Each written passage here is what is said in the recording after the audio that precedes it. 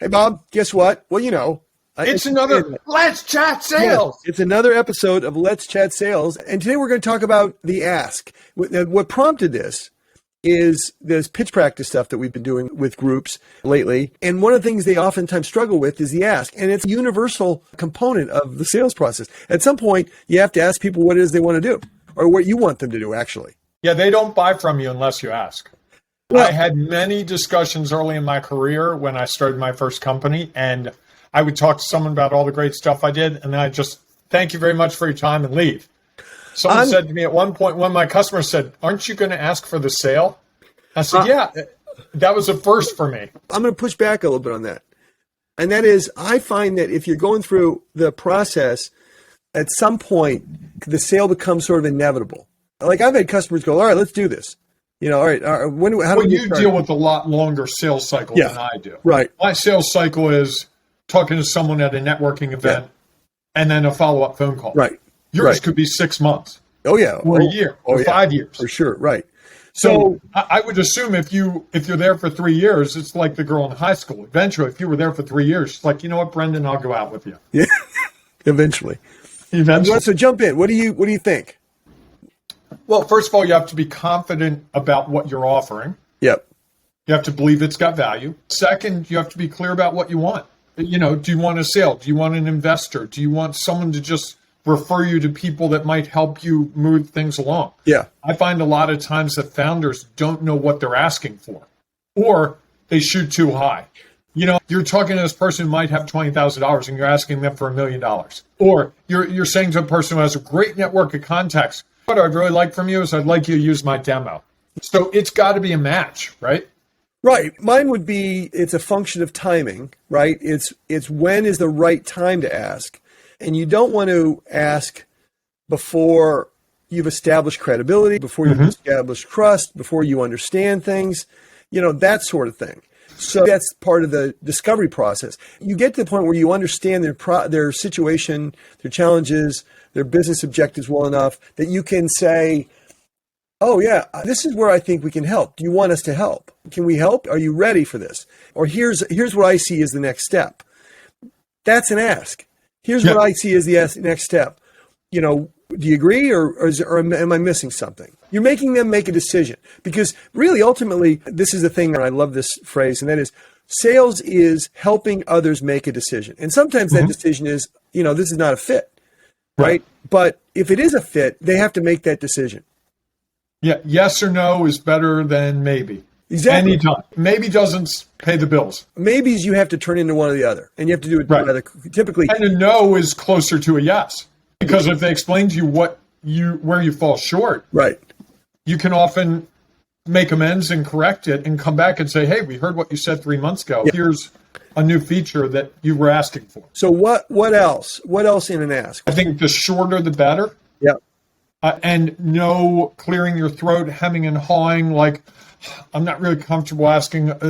This is really hard for me to do, but I need to ask you if you would be interested in using my services. There's a lot of that. There's a lot of, I really love the picture over there. That can be problematic because it shows a lack of confidence. When you make the ask, you have to wait, right? You need that moment. You need to pause, right?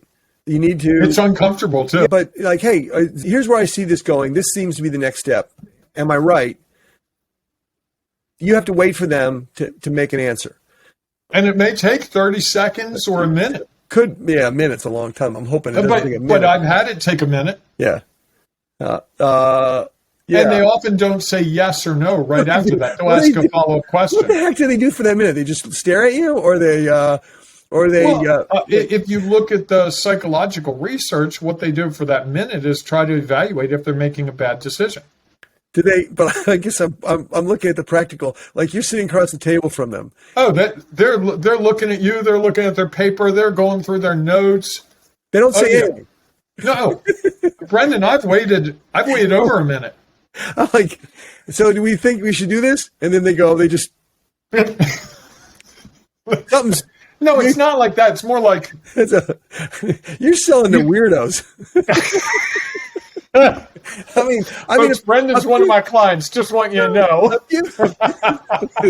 All right. Yeah. All right. I'm just evidence to the fact that you're the weirdos. Yes.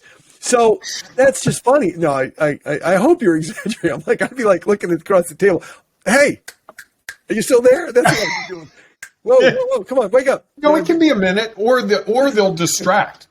Well, that I get. Sure, they'll start talking about the football game. Yeah, whatever. Yeah, that I get. But just like staring at you in a I'm used to being stared at. You've seen me.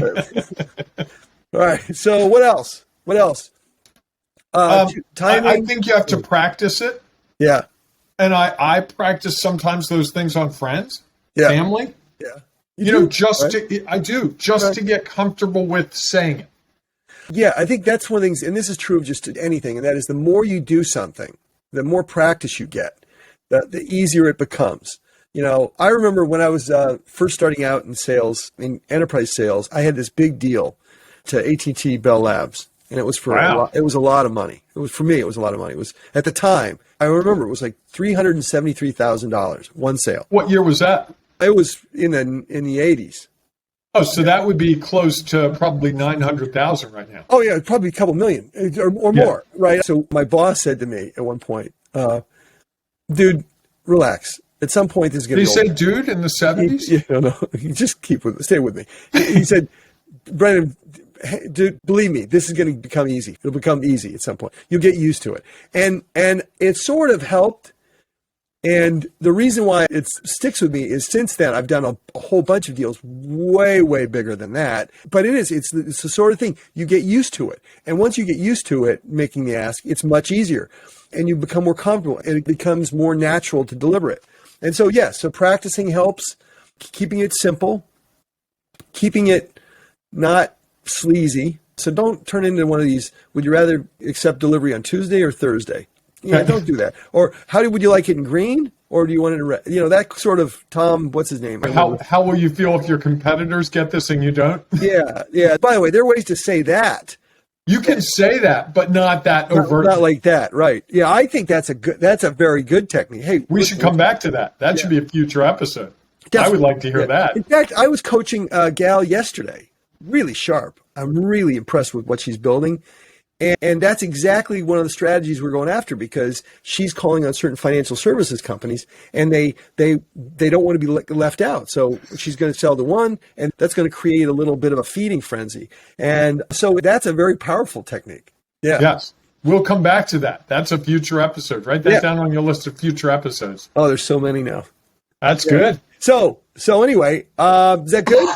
Yeah, I think so. I think we covered that really well. But you've got to have an ask. Yeah, so here's the thing. If you don't have an ask, you've earned the right. So if you explain to someone what you're doing, you built this up, you built the trust, the credibility. If you don't make an ask, the person at the end is going to think you wasted their time.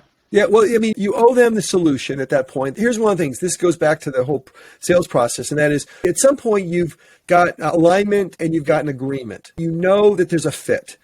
You've earned, as you said, you've earned the trust, you've earned the right to ask, hey, let's move this forward. Does it make sense to move this forward? Whatever that is. And yes, you're doing them a disservice by not continuing to move this forward if there's a fit, if you've established that. So where I'd leave this now is if someone listening has a particular ask or wants to refine it, reach out to us. hello@let'schatsales.com. Send us an email and we'll chat with you. Yeah, that's what we do. We chat, right?